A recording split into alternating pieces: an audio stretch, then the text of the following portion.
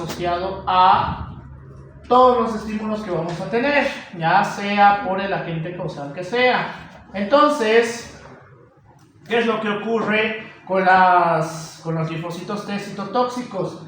Estos van a tener la capacidad de hacer un punto de unión con los receptores antígenos anticuerpos a través de una célula extraña, en la cual estos van a empezar la liberación de enzimas digestivas y citotóxicas para la eliminación de este agente causal, en la cual vean la característica que el agente causal es mucho más grande que los linfocitos T citotóxicos, ¿ya? Pero de todas maneras empieza a reunirse alrededor de esta célula atacada para su lisis final, ¿ya? Por el cual hace una destrucción de toda la estructura de la célula atacada, en la cual finalmente hace una lisis celular y vamos a proceder a través de los macrófagos a hacer una destrucción total del agente causal, ¿ya? ¿Preguntas? Esto ya es patología. ¿Nada?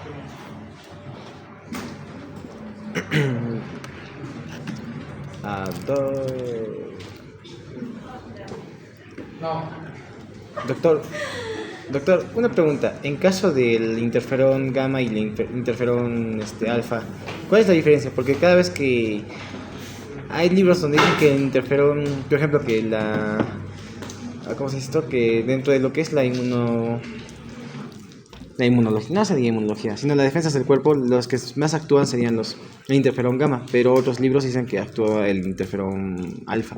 Depende en qué proceso estamos hablando. ¿Por qué? Porque asociado con solamente el sistema inmune, vamos a ver que el interferón gamma es más importante. El interferón alfa es más importante en procesos inflamatorios, ¿ya? Pero ¿qué es la ironía de esto? Que los procesos proinflamatorios también pueden llevarnos a procesos de activación del sistema inmune. Bueno, depende, en traumatismos no hay sistema inmune como tal, pero puede llevarnos a la activación del sistema inmune a los mismos procesos inflamatorios. Entonces, ¿en qué casos? ¿Qué? ¿En qué casos, por ejemplo, se podría activar primero el interferón gamma y luego, el interferón alfa y luego el interferón gamma? Ya, en traumatismos y que, por ejemplo, uno de los más comunes que yo sí me acuerdo, que es la mordida de animales, ¿ya? Que es un traumatismo esencialmente, pero a partir de esto tiene la capacidad de formación de infecciones por las características de bacterias que tiene en la boca del animal, ¿ya? Es decir, la parte el daño primario va a ser la mordida. El daño secundario va a ser todo el proceso infeccioso que podemos hacer a través de, ¿ya?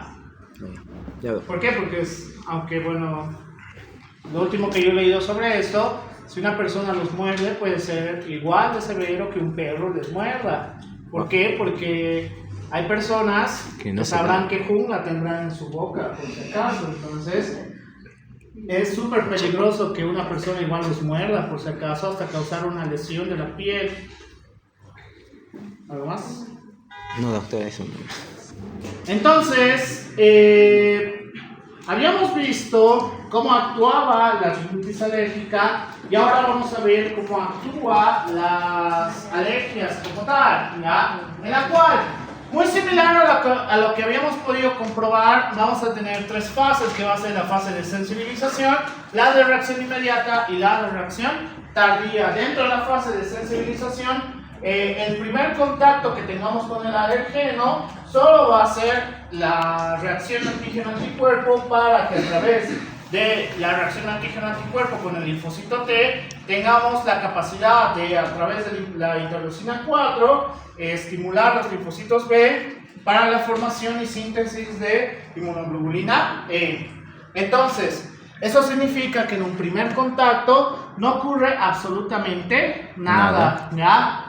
Pero eso significa que frente a las causas más habituales de reacciones alérgicas, de todas maneras tenemos que hacer una prueba previa, ¿ya? Es decir, y esto es un error constante de muchos de mis colegas, por ejemplo, con la penicilina tenemos que ver si tiene una reacción alérgica. Así la persona te diga, yo siempre he usado penicilina y que no sé qué, igual de todas maneras tenemos que hacer esta prueba de reacción alérgica, ¿ya? En la cual hay dos maneras de que podamos hacerlo asociado con medicamentos, que coloquemos una gota a nivel ocular, en la cual si hay una irritación, pues eso significa que la prueba es positiva y presenta una reacción alérgica frente a este fármaco, o que a través de un pinchazo subcutáneo colocando aproximadamente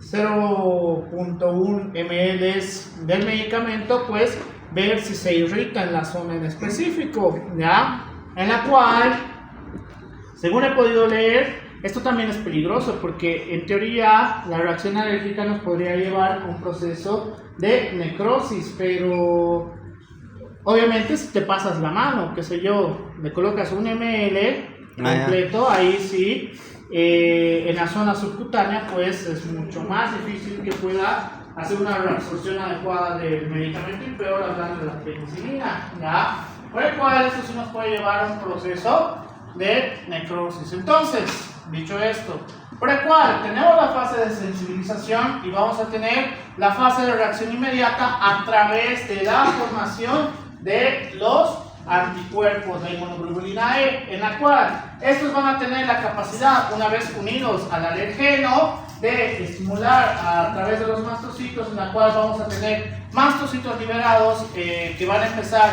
los mediadores proinflamatorios, principalmente la histamina, a través de la propia histamina, y los mastocitos liberados van a tener la liberación abrupta de leucotrienos, prostaglandinas, factor activador de plaquetas, factor atrayente de eosinófilos, y vamos a tener síntomas inmediatos, ya que ahora vamos a ver cuáles son los síntomas. Entonces, ¿cuál va a ser la diferencia entre la rinitis alérgica y los efectos frente a una alergia?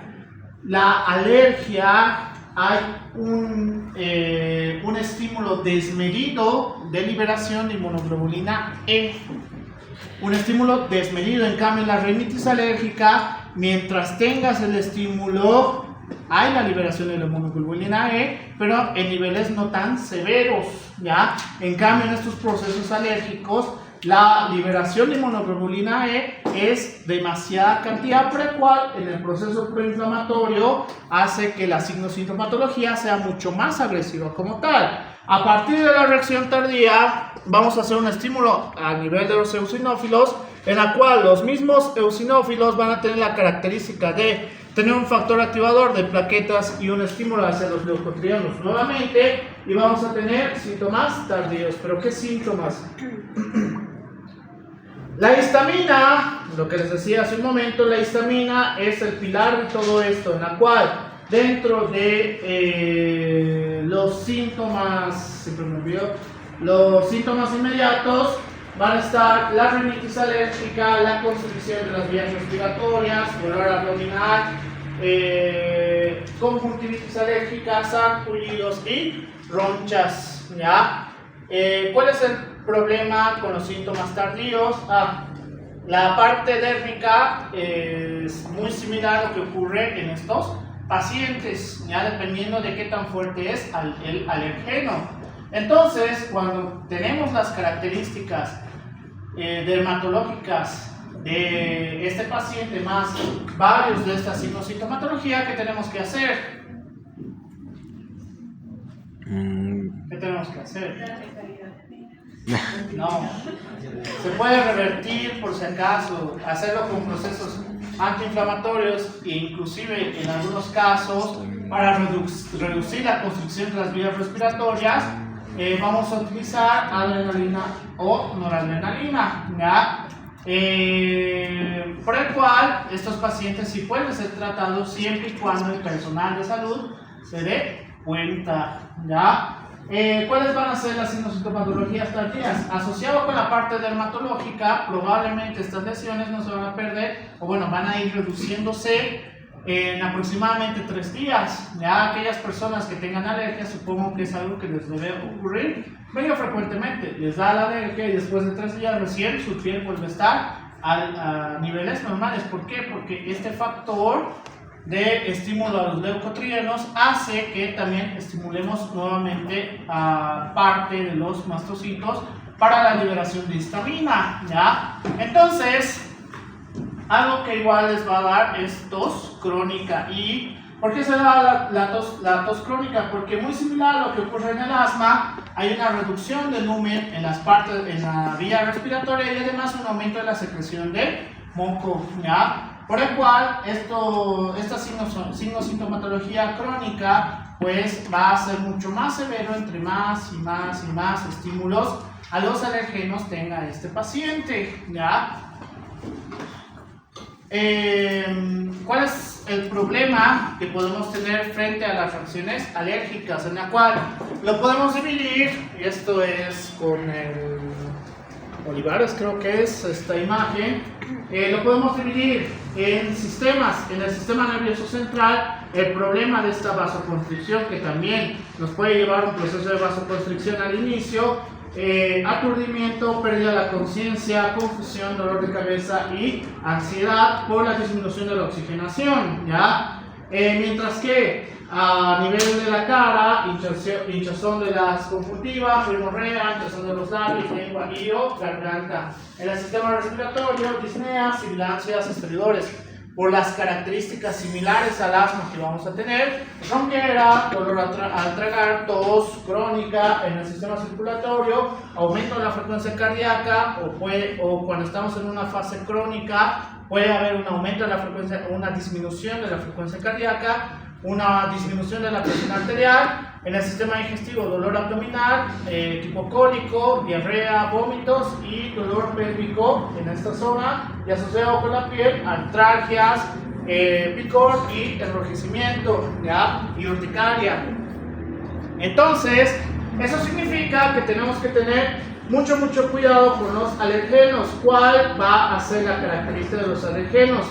En una investigación, que el mismo libro lo menciona, creo que este sí es el Haber, dice que los alergenos más comunes que vamos a tener, ¿cuál creen que son? Fármacos. Fármacos, ¿ya? Los fármacos van a ser las causas de alergenos más comunes que vamos a tener. En el top 1, por lo menos en Latinoamérica, es la penicilina, ¿ya? ¿Por qué? ¿Pero por qué? ¿Por qué nos llevaría a una reacción alérgica? Porque ¿Alguien dijo algo todavía? porque era producido por un hongo. No. Entonces, por anillo beta-lactámico sería. Que bien empiezan como colegas. Pero no, esa no es la causa.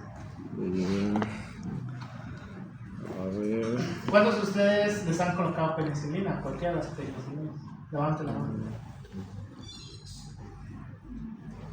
Hay un gran porcentaje de ustedes que les han colocado penicilina. ¿Cuántos de ustedes les han colocado más de una vez? El uso constante de ciertos fármacos puede llevarnos a adquirir alergias, ¿ya? Y lo que te dice el libro, significa el uso constante de ciertos fármacos nos puede llevar a empezar a hacer un estímulo para la formación y liberación de inmunoglobulina E. Entonces, en esos casos, tenemos que tener mucho cuidado, sobre todo con aquellos fármacos que sí están documentados como alergenos, ¿ya? Es decir, si ustedes ya han recibido más de una dosis de penicilina, no significa que no pueden hacer alergia a la penicilina, ¿ya? Sino que están dentro del mismo rango para hacer alergia a la penicilina siempre y cuando la sigan utilizando. Si es su segunda o tercera vez, puede ocurrir que ahora sí tengan una reacción alérgica, ¿ya? Por ese motivo tienen que hacer el estímulo, hacer la prueba de alergia a ese fármaco. Dentro de estos vamos a tener alimentos, picaduras de abejas y avispas, otras causas y causas desconocidas, en la cual los alimentos también va a abarcar una gran cantidad. ¿Qué alimentos alergenos tenemos? La nuez. Mariscos, ¿no está mal? Los nuez. Bueno, frutos secos. Lácteos, embutidos, Ya dijeron camarones. A ver, ¿qué más comemos? Al agua. Brócoli. No creo que sea el brócoli. Doctor, Ay, ¿qué ay, tal ay. es el agua? Bien, bueno, a lo que me lleva a un punto, bien. Eso es diferente. Es diferente, Michelle. Pero la literatura te dice que técnicamente puedes adquirir alergia a lo que sea, ¿ya? Puedes adquirir alergia a lo que se te ocurra. Por eso hay alergia al agua, hay alergia al sol, hay alergia a un montón de cosas. Que estos pacientes ya tienen trastornos alérgicos más severos, pero de todas maneras, todos ustedes igual pueden adquirir alergias medio extrañas. Y la premisa en esto, que sí es muy importante, si ustedes tienen una alergia, tienen mayor probabilidad de adquirir más alergias, ¿ya? O sea, ¿Por qué? Porque ya tienes la capacidad de formación de inmunoglobulina E. Entonces, ante el uso constante de otras cosas muy similares a tu alergia, puedes hacer procesos alérgicos también. Doc, y en caso, por ejemplo, de la hiperinflamación, De la bueno, no es hiperinflamación, es hipersensibilidad, creo que se llama. O cuando hay un exceso de, ¿cómo se llama? De alergenos que pueden sucumbir hacia el sistema inmunológico, el cuerpo da una respuesta, creo que era hipersensibilidad, no me recuerdo, pero o sea, se supone que estos actuaban para que poder, en este caso, ¿no? Poder bajar el mecanismo que tienen estos alergenos para que de esta manera también no sea, o sea, no se dispare, porque es cierto que todos tenemos la capacidad de poder tener alergia a algo, pero estos eran los mecanismos que nosotros teníamos para poder, como que dice, Ya, suprimirlos, a ver, ¿no? Frente a las alergias hay un gran problema, porque en las primeras fases tu organismo, si tiene esta capacidad, entre más estimules esto, hacia la larga, menos capacidad va a tener tu organismo a poder revertir este proceso. Ese es uno de los grandes problemas que tienen sobre todo aquellos pacientes que son alérgicos a alimentos. ¿Por qué?